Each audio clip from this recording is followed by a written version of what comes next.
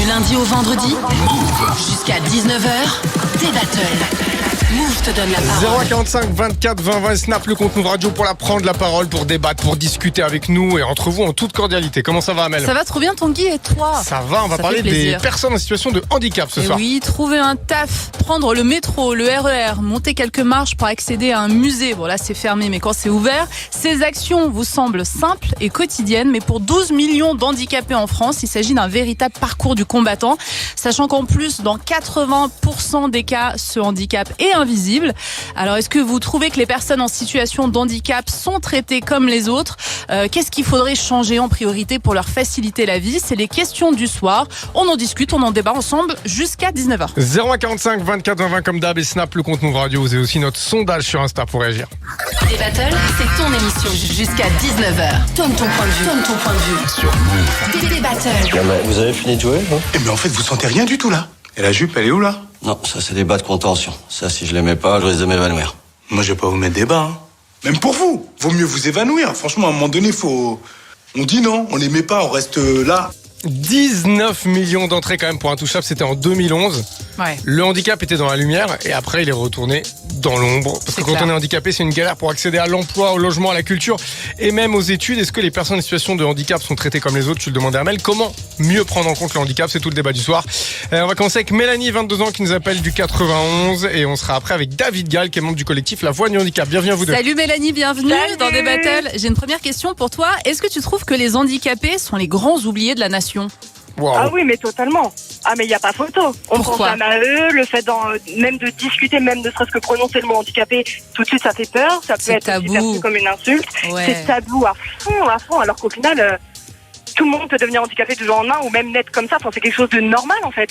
Après, quand tu dis voilà le tabou, il y a aussi cette notion de négative derrière parce que le handicap, ça reste perçu comme un truc qui est pas normal. C'est vrai qu'on réduit souvent les personnes handicapées à des personnes qui sont dans le besoin, qui sont nécessiteuses, qui auraient besoin d'attention, d'aide, d'un sourire, comme si on les privait de la normalité en fait. Alors que faudrait peut-être rappeler jusqu'à la base, une personne handicapée, il y a personne et que c'est des personnes qui ont comme toutes les personnes des rêves, des désirs, comment est-ce qu'on peut faire pour changer les mentalités là-dessus d'après toi, Mélanie? Déjà, moi, je dirais, ne serait-ce que déjà le fait d'en parler, de décomplexer un peu la chose. Enfin, je sais pas trop comment expliquer. Ouais. Mais parce que c'est vrai que ça peut être, ça peut être utilisé en guise d'insulte, en guise de critique, par exemple. Et puis, comment expliquer? Mais toi, Mélanie, compliqué, je lis sur ta fiche que toi, ta mère est en situation de handicap. Oui. Comment ça se passe au quotidien, son rapport, aux gens, aux choses? Est-ce que c'est vraiment pénible? C'est pénible, oui, surtout par rapport au regard des gens, en fait. C'est vraiment la chose prioritaire. Et je pense que si on questionne beaucoup d'handicapés, ou même des proches, je pense qu'ils vous diront tous la même chose. C'est vraiment les jugements, les critiques et même les messes basses aussi. Ouais. Ah, ta vie, elle est handicapée, quoi que ce soit. Alors qu'au final, un handicap, c'est pas uniquement que physique. C'est aussi mental. Et par exemple, à chaque fois que je vais faire les courses, avec ma mère, forcément, on est aux caisses prioritaires. Et ça pose énormément de problèmes, des regards, des jugements, même des réflexions. Encore la semaine dernière, on en a une. Oui, vous avez bien vu que c'est caisse prioritaire? Bah oui, bien sûr. Oui, mais vous n'êtes pas prioritaire. Et qu'est-ce qui vous fait dire ça? Et là, tout de suite, ça part au clash parce que ce genre de réflexion, c'est pas normal de se justifier par rapport à quelque chose comme ça. C'est inadmissible. Totalement. Et puis un handicap, en fait, les gens n'ont pas conscience de ça. C'est qu'en fait, le handicap, c'est pas uniquement que physique. Ouais, c'est sensoriel, c'est mental, c'est cognitif. C'est moteur. Il y a 80% du temps, on le voit pas, en fait. Alors, on va rester avec nous, Mélanie. Tu reparles quand tu veux. On va accueillir David Gall, qui est membre du collectif La Voix du Handicap. Bienvenue sur Move, David. Salut, David. Bonsoir. Le handicap, ce qu'on disait, ça a forcément, dans la tête des gens, dans les mentalités aujourd'hui, un côté négatif. Comment on peut faire pour changer ça? Est-ce que ça fait peur déjà? Pourquoi il y a ce côté négatif et qu'est-ce qu'on peut faire pour le changer d'après vous? On va commencer au démarrage. Vous voyez, on est encore aujourd'hui, en 2021, à se poser la question du handicap en France. Vous voyez, déjà, on va commencer là. Dans 2 jours, on va fêter les 16 ans de la loi de 2005. Ouais. Vous voyez. C'était juste, je le rappelle, c'est la loi de 2005, c'est celle qui impose une obligation d'emploi égale à 6% de l'effectif salarié pour des salariés handicapés. L'égalité des droits et des chances. C'est ça. Tout simplement, je crois que le président va parler d'égalité des droits dans quelques jours. Est-ce qu'il va parler du handicap? Et pourquoi? Parce qu'en fait, ça, c'est aussi une question. Tiens, Mélanie, qu'est-ce que tu en penses, ça? Quand on parle de discrimination, souvent, on pense à une discrimination liée à la couleur de peau, à l'origine, à la religion, au statut social, à l'orientation sexuelle. Le handicap, c'est quelque chose qui arrive presque jamais spontanément comme facteur. Ça, on va vous laisser réagir, David Gall, mais on va laisser réagir Mélanie aussi. D'accord. Comment tu l'expliques, toi, Mélanie, ça? Par la différence, tout simplement. Comment ça? Les gens, je parle en tout cas pour les handicaps physiques, les gens s'arrêtent uniquement à ça. Et puis, dès qu'on sort ne serait-ce qu'un tout petit peu des normes de société ou peu importe, des normes humaines, les gens tout de suite, ça les choque. Alors qu'en soi, un handicap, c'est tout à fait normal. Et puis, c'est vraiment choquant, en fait, vraiment de les exclure à 100%, en fait, de tout. Du travail, des transports, de tout. Parce qu'ils sont handicapés, pardon. Oui, c'est terrible. Restez avec nous. On va accueillir Lucas. Il a 22 ans, il nous appelle de Grenoble. Salut Lucas. Bienvenue sur Move. Salut. Alors, toi, tu voulais parler des handicapés étudiants. Oui. Et est-ce que tu trouves qu'on est encore victime de clichés ou de préjugés autour des handicapés? Clichés ou préjugés, je sais pas, mais en tout cas, les étudiants handicapés aujourd'hui connaissent encore beaucoup de problèmes d'un point de vue administratif, en fait.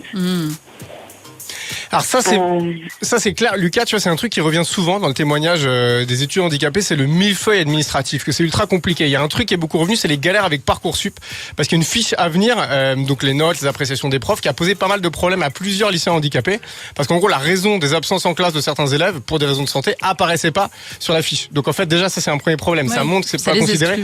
Juste quelques chiffres, il y a 23 200 étudiants handicapés inscrits dans un établissement d'enseignement supérieur. 91% sont à l'université. Donc c'est quand même assez faible. Et Lucas, est-ce que tu trouves qu'il y a assez d'infrastructures dans les facs, dans les universités, dans les écoles pour les handicapés, ou il y a un gros taf à faire encore?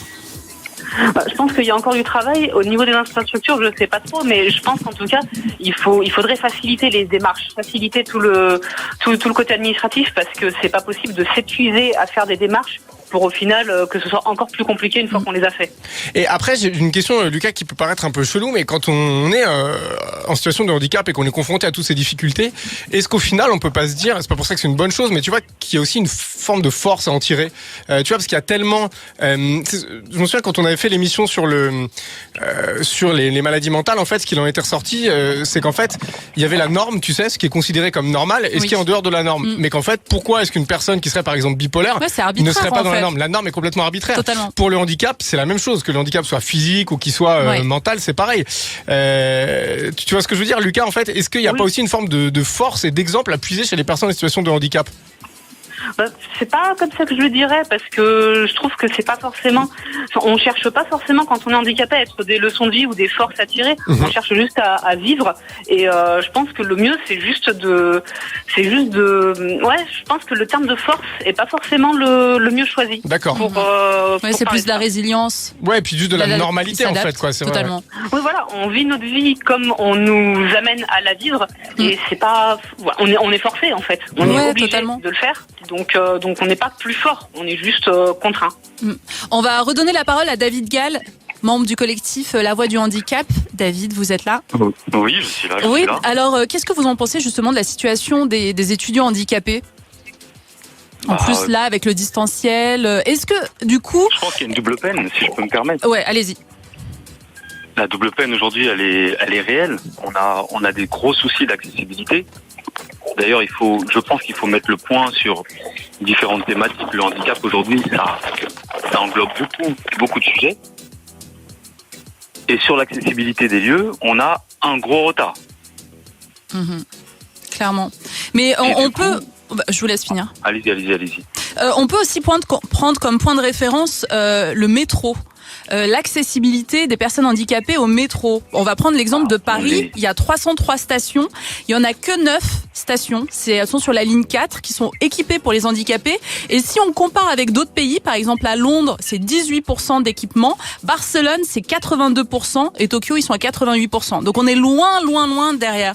Comment pourrait faire David pour mettre un coup de boost sur tout ça? Écoutez, déjà en termes de représentativité, on a des élus pour ça. Si vous mettez des élus en situation de handicap dans les conseils, c'est vrai. Vous voyez, je suis élu d'une petite ville de province. Je vais être candidat au régional pour justement lever tout ça, lever ces freins. permettre de travailler sereinement sur le sujet. Mais du coup, ça, David, ce qui est hyper intéressant, ça veut dire que vous, votre engagement en politique, il est juste, il est en gros fondé sur le fait de porter la voix du handicap, des personnes en situation de handicap. Ça. On n'est pas représenté aujourd'hui. Vous avez très peu aujourd'hui de politiques handicapés, si je peux me permettre ce terme-là. Oui. On a très peu. On a quelques représentants, mais c'est pas suffisant. C'est trop peu. Vous savez, le handicap, on est obligé de faire des quotas. Déjà. Ouais, tout à fait. Vous voyez, entreprise, c'est 6%. Sur les listes électorales, vous pouvez faire le compte. Le compte n'y est pas. Dans la représentativité, l'Assemblée nationale, on n'y est pas. Ouais. Donc, dans les conseils municipaux, c'est pareil. Ouais, à toutes les échelles de la société, c'est pas respecté. Ouais. Mais après, justement, puisqu'on parle de politique, il y a Damien Abad, qui est président du groupe Les Républicains à l'Assemblée nationale. Lui, il réclame qu'il existe un réflexe handicap dans chaque loi. Et en fait, je vous explique ce que ça veut dire, le réflexe handicap. En gros, c'est que dès qu'il y a une loi qui est votée, l'idée, c'est pas de voter une loi sur le handicap tous les 10 ans ou tous les 20 ans, mais c'est que dès qu'il y a une loi qui est votée par l'Assemblée nationale ou par le Sénat, donc par le Parlement, il y a un réflexe handicap. Et qu'on se dise, tiens, dans cette loi, qu'est-ce qu'on peut faire pour qu'elle soit adaptable aux personnes en situation de handicap. Si je peux me permettre. Mais vas-y. On l'entend énormément. C'est vrai qu'on nous dit ça sur le papier. Dans les faits, on est loin du compte. Ouais, vous avez la loi de 2005 que j'évoquais juste avant. Aujourd'hui, on est très loin de tout ça. Vous parliez de l'accès aux étudiants. Alors, à la formation. C'est comme s'il y a des effets d'annonce, mais après, les faits sont pas vraiment à la hauteur. Et l'emploi, regardez l'emploi. L'emploi, c'est pareil. On est à 18% de chômage. C'est le double de taux de chômage. Ouais, tout à fait. Ouais, la moyenne nationale, c'est autour de 8. Bien sûr, et même quand on parle des 6%, sachant que les 6%, c'est quand même dans la loi depuis 1987, le fait qu'il y ait 6% de travailleurs handicapés dans une entreprise. La loi de 2005, elle a durci un peu la vis en disant, faut que ce soit un peu plus contraignant. Première cause de discrimination à l'emploi. Bien sûr. Et aujourd'hui, il y a 3,8% de personnes handicapées dans les entreprises. Il n'y en a pas 6%. Donc même si c'est écrit dans la loi, c'est pas respecté. On va faire tourner un peu le micro, David. On va accueillir Julien, 25 ans, qui nous appelle du 95. Bienvenue sur Move, Julien. Salut, Julien. Bonjour. Alors toi, tu es en situation de handicap et on aimerait te demander, qu'est-ce que tu attends des politiques concrètement pour te faciliter la vie au quotidien ? Moi, je trouve que par rapport aux entreprises, l'ESAT, c'est une entreprise de situation de handicap. Enfin, c'est un truc médico-social. Et je trouve qu'on est bien accueilli par rapport au milieu ordinaire. Moi, je me sens mieux en ESAT qu'en milieu ordinaire parce qu'en fait, on a beaucoup plus de facilité. Et on a beaucoup plus, quand on fait une tâche, on peut le faire sur plusieurs jours. Par exemple, des chantiers en espace-heure, on peut le faire sur plusieurs jours. Lorsqu'en entreprise, c'est en 1 ou 2 heures. Et je trouve que ça, c'est il y a plus de souplesse. C'est ça, exactement. En fait, le système s'adapte à ta capacité à toi et tu trouves ça, du coup, super confortable en fait, s'adapter aux personnes qui sont en situation de handicap. C'est logique. Suivant les handicaps de chacun. Bien sûr. Et Julien, qu'est-ce que tu dirais, toi, à une personne qui a pas des a priori, mais qui a un peu de... un employeur, par exemple, qui est un peu réticent. Ouais, ou même pas qu'un employeur, même quelqu'un, j'allais dire juste un citoyen, un lambda, normal, quelqu'un, un voisin, une voisine, qui sait pas vraiment ce que c'est que le handicap, pour essayer de lui faire comprendre ce que c'est. Comment tu pourrais te décrire ça? C'est une question un peu bête, un peu naïve presque aussi, mais tu vois, la question derrière, c'est est-ce qu'on peut vraiment comprendre le handicap si on n'a pas été handicapé, et qu'est-ce qu'il faudrait, dire pour comprendre, quoi.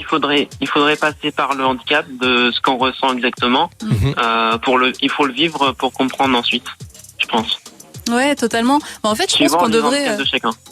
On devrait tous tester, je pense. C'est la journée du handicap où en fait tu choisis, je sais pas, c'est peut-être débile ce que je vais dire, mais genre on te bande les yeux et on te demande de faire un trajet en métro. Mais carrément. Voilà, et tu testes et tu vois à quel point c'est pénible et c'est pas évident. Et je pense que ce serait pas mal pour avoir cette perception du handicap vraiment in vivo, quoi. Et après, Mélanie, une petite question pour toi aussi, parce qu'on parlait tout à l'heure de normaliser le handicap, de dramatiser un peu. Est-ce que toi, tu penses qu'on peut rire du handicap ? Bien sûr. Moi, je pars du principe où on peut rire de tout. Après, chacun voit midi à sa porte. Mais je pense vraiment, d'abord, il faut commencer à en rigoler sur ce sujet-là pour vraiment essayer de commencer à faire changer les choses. déjà en essayant de faire passer ça sous la rigolade. Ouais, mais oui, il faut dédramatiser carrément. Lucas, tu veux réagir ? Moi je suis complètement d'accord. Je suis le premier à rire de moi-même sur certains traits de mon handicap. Quand c'est des situations un peu cocasses qui se produisent et qui sont liées à mon handicap, je suis le premier à en rire. Et je pense que c'est la base. Ça fait partie de nous et c'est comme ça. On en rit comme une personne valide rirait d'un de ses traits de caractère. Mais oui. Voilà, c'est comme ça. Et je pense que oui, rire c'est le premier moyen de dédramatiser, de faire en sorte que les gens nous voient normalement en fait. Mais oui, mais totalement. Mais ça me fait penser à un humoriste qui s'appelle Guillaume Batz, qui est justement en situation de handicap et qui arrive sur scène et qui est super hardcore et qui en a rien à foutre de son image et tout ça. Et je trouve ça super vivifiant. Et justement, on parle souvent d'empowerment des femmes. Et ben, je trouve que ce mec-là, quand il arrive sur scène, il donne beaucoup de pouvoir aux handicapés. Ça, c'est cool. Merci beaucoup pour vos appels, Julien, Lucas, Mélanie et David Gall. David Gall, on rappelle que vous êtes membre du collectif La Voix du Handicap. Merci. 0145 24 20 20 et Snap, le compte Move Radio. Le débat continue juste après Juice WRLD et Benny Blanco sur Move. On parle du handicap, des personnes en situation de handicap ce soir et même de toutes les personnes du monde. Quel rapport on a, quel rapport vous avez au handicap, qu'est-ce qu'il faut faire pour mieux intégrer toutes ces personnes-là? 0145 24 20 20. Juice WRLD et Benny Blanco, Real Shit sur Move. Du lundi au vendredi, Battle. Tu as des choses à dire, rejoins-nous. 12 millions de personnes sont touchées par un handicap plus ou moins grave en France. Le handicap, ça recouvre plusieurs réalités. Des personnes paralysées, sourdes, muettes, malvoyantes, atteintes de myopathie, de la maladie de Charcot ou de beaucoup d'autres handicaps physiques. Et c'est aussi le handicap cognitif et mental. Mais au final, ce qui crée le handicap, c'est l'environnement complètement inadapté. Depuis la loi de 2005, l'accès à tous et pour tous est obligatoire dans les magasins et dans la rue notamment.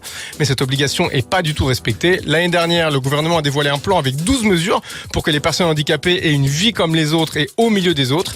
Parce que quand on est handicapé, c'est une galère pour accéder à un emploi, un logement, à la culture et même aux études. Le taux de chômage, on le rappelait tout à l'heure, il est de 9% pour l'ensemble de la population et il est de 18 à 19% chez les personnes en situation de handicap. Et il y a seulement 23 000 étudiants handicapés en France. Est-ce que les personnes en situation de handicap sont traitées comme les autres? Comment on peut faire pour mieux les prendre en compte? C'est tout le débat du soir. Vous nous appelez 0145 24 20 20 pour donner votre avis. Vous avez aussi Snap, le compte Move Radio, et on en parle avec notre invité qui s'appelle ce soir Fabrice Flagel. Fabrice, bienvenue dans Battle. Vous êtes accompagnant sexuel formé à l'APAS, Association pour la promotion de l'accompagnement sexuel. Vous êtes aussi thérapeute. Bienvenue Fabrice. J'ai une première question pour vous. En quoi ça consiste vraiment ce travail d'assistant sexuel? Parce que moi j'ai l'impression que vous êtes un peu un escorte qui prend la carte vitale, non? Oui, à part que je prends pas la carte vitale parce que c'est pas remboursé par la Sécu. Très bien. Donc oui, effectivement, on est considéré comme des travailleurs du sexe. C'est l'étiquette juridique, on va dire. Ouais. Même si l'étiquette me dérange pas, c'est juste la connotation que ça donne et malheureusement ça a une connotation tellement négative en France que forcément ça fait peur et beaucoup de personnes en situation de handicap n'osent pas faire la démarche à cause de cette image. Mmh. Et donc, comment ça se passe concrètement une séance? Alors, je pourrais pas vous raconter toute une séance, c'est trop long, mais en tout cas, le principe, c'est qu'une personne en situation de handicap qui a besoin d'un accompagnement, qui se sent vraiment en besoin de sensualité, de tendresse, d'affection. Alors, bien sûr, c'est pas une association de rencontres, c'est pas mythique. C'est vraiment pour un moment de plaisir, de partage de sensualité, pas forcément de sexualité. C'est pas une obligation et ça dépend vraiment du besoin du moment et de l'envie. Mais en tout cas, c'est un moment de sensualité qui peut durer 2 ou 3 heures et qui permet de se reconnecter à son corps. Et c'est bien pour ça que moi, je suis dans ma démarche de thérapeute parce que je suis praticien en massage de bien-être avec une technique qui s'appelle le tantra. Et ce massage tantrique permet justement de se connecter à son énergie sexuelle. Donc pour moi, je pratique le même métier, entre guillemets, quand je fais de l'accompagnement, car j'aide ces personnes à se reconnecter à leur énergie sexuelle, à sentir leur corps autrement qu'un toucher médical ou un toucher de soin, mais sentir que leur corps peut leur procurer du plaisir, parce que personne ne leur fait vivre ce genre de sensations. Et après, du coup, Fabrice, je rappelle quand même qu'il y a beaucoup de personnes en situation de handicap qui se retrouvent dans une situation d'abstinence qui est pas choisie. Mais oui. Donc ça aussi, c'est quand même un poids qui est énorme à porter. L'aide sexuelle, elle est encadrée au Danemark, aux Pays-Bas, en Allemagne, en Suisse. Et question, ça c'est pour les petits repères factuels, est-ce que ça vous arrive, à vous ou à des patients, de s'attacher un peu? C'est-à-dire qu'en gros, votre aide, qui est presque technique, si j'ai bien compris, parfois ça dépasse un peu le cadre et il peut y avoir un peu la tendresse va au-delà du physique. Alors, justement, c'est pas technique du tout, c'est vraiment humain avant tout. Et d'accord. tout à fait normal qu'il puisse y avoir une sensation d'attachement et même d'émotion et même de tomber amoureux. C'est pas un problème, il faut l'accueillir.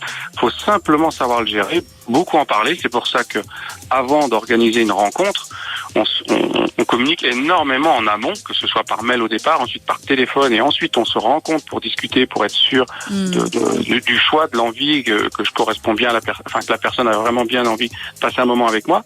Donc ça prend des heures, ça peut même prendre des semaines et voire des mois, et des fois ça n'aboutit même pas. Des fois ça peut suffire simplement, le fait d'avoir exprimé son désir, son envie, ça a pu suffire pour pas forcément passer à l'acte.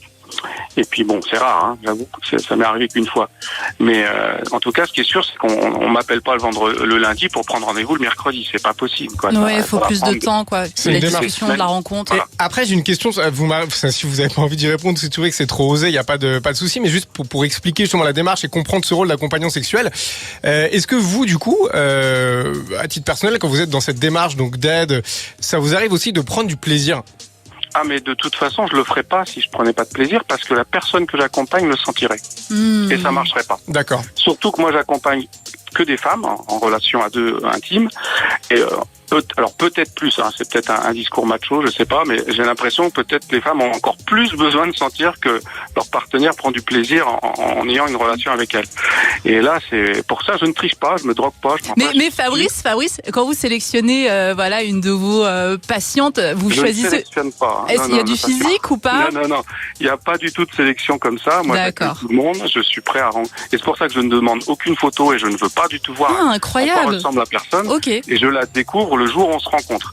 Bon, elle, par contre, me connaît parce que forcément, il y a des photos de moi sur le site. Enfin, je suis connu en plus, donc c'est assez facile et c'est important. Je comprends qu'elle ait besoin de savoir quel physique j'ai, donc ça, c'est pas un problème. Mais moi, je ne veux pas. Qui t'a payé, autant que Fabrice soit un beau gosse quand même. Ça, c'est clair. On va faire tourner le micro à Fabrice, qui a du monde au standard, et à Olivier, 24 ans, de Brive, qui est avec nous. Bienvenue sur Olivier. Bienvenue. Bonjour tout le monde. Alors Olivier, est-ce que tu trouves qu'on vit encore dans une société qui manque de considération envers les personnes handicapées, ou on suit le bon chemin là? Oui, je trouve qu'il manque encore des choses. Alors bien sûr, on va pas le cacher, on le sait tous. D'un point de vue législation, il y a des choses qui sont passées, notamment depuis le dernier siècle dernier. Donc il y a des choses qui se passent à ce niveau-là. Mais pour moi, avant tout, c'est un problème de société, de mentalité de société et finalement d'humanisme.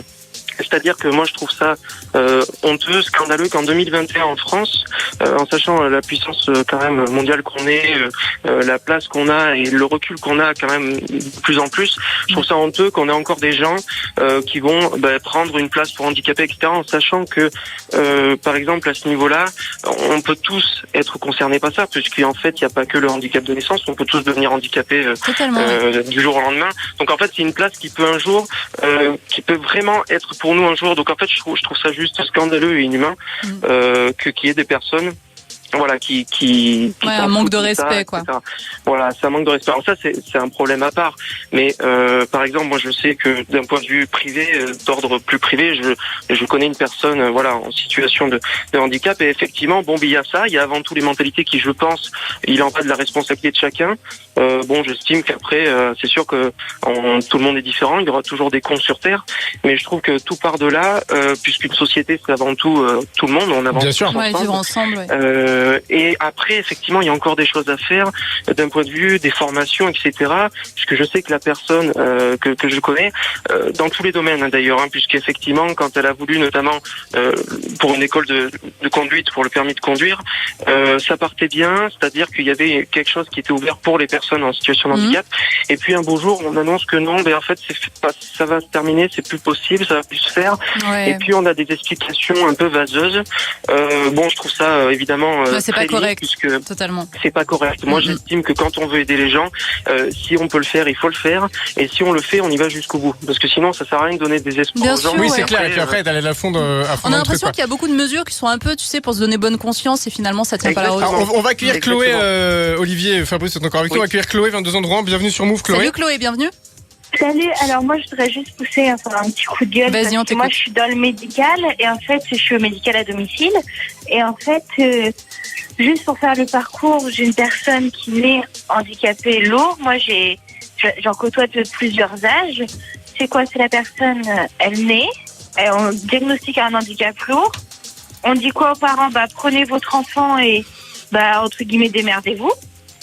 Après, démerdez-vous pour trouver une place en institut. Une place en institut, ça coûte cher, c'est rare. Votre enfant, oui, pourrait être scolarisé en école normale, mais les écoles normales, elles sont pas adaptées, les profs sont pas formés. Donc non, mettez-les en institut, on veut pas les voir. Et puis les instituts, il doit y en avoir 2 dans la région, donc débrouillez-vous pour trouver une place. Après, moi là, j'ai une jeune fille qui a 20 ans, qui a dû demander une dérogation pour pouvoir rester dans son institut dans lequel elle était depuis toute petite. Le jour de ses 21 ans, son institut, elle y était, entre guillemets, du matin à 8h jusqu'au soir 16h. La met, entre guillemets, à la rue parce que, on peut plus la prendre en charge. Les parents, ils cherchent même pas un institut pour prendre leur fille qui sera du coup adulte. En France, ils cherchent en Belgique, ils cherchent au Canada. Ouais, les enfants handicapés sont totalement laissés pour compte. Après, c'est vrai que la France a vachement de retard là-dessus. Ouais. Merci Chloé pour ton appel, merci Olivier, merci Fabrice Flagel d'avoir été avec nous. On rappelle que vous êtes accompagnant sexuel formé par l'APAS, l'association pour la promotion de l'accompagnement sexuel, et donc thérapeute. Merci aussi à Chris, 32 ans de Trappes au Standard. Chris, il voulait dire que l'État met pas en valeur le handicap parce que ce n'est pas rentable. On n'a pas le temps de donner la parole, Chris, mais on reparlera de ce sujet. Ouais. Juste, il y a Méthode sur Snap qui dit faut arrêter avec le misérabilisme, et ça me fait penser à un livre qui s'appelle Être beau de Frédéric de Gelt, en gros qui est la mère d'un fils handicapé, et elle justement dans ce bouquin elle dit c'est insupportable d'entendre bon courage quand on vit avec un handicapé. C'est terrible. Parce qu'on est pareil sur plein de choses, et en fait leur différence c'est juste qu'ils connaissent un peu mieux la douleur, la lenteur, le rejet de l'autre, et qu'en fait du coup il y a plein de trucs à apprendre. Il s'en est sorti. C'est vrai. Le mot de la fin il est pour Kerry James. L'espoir brille à l'horizon, ces rayons t'éblouir, quelle que soit tes lésions, tu finiras par guérir. Tes rêves peuvent encore courir, même en fauteuil roulant, l'espoir c'est comme un sourire dans ton cœur, il prend son élan. Du lundi au vendredi, Télébatteur.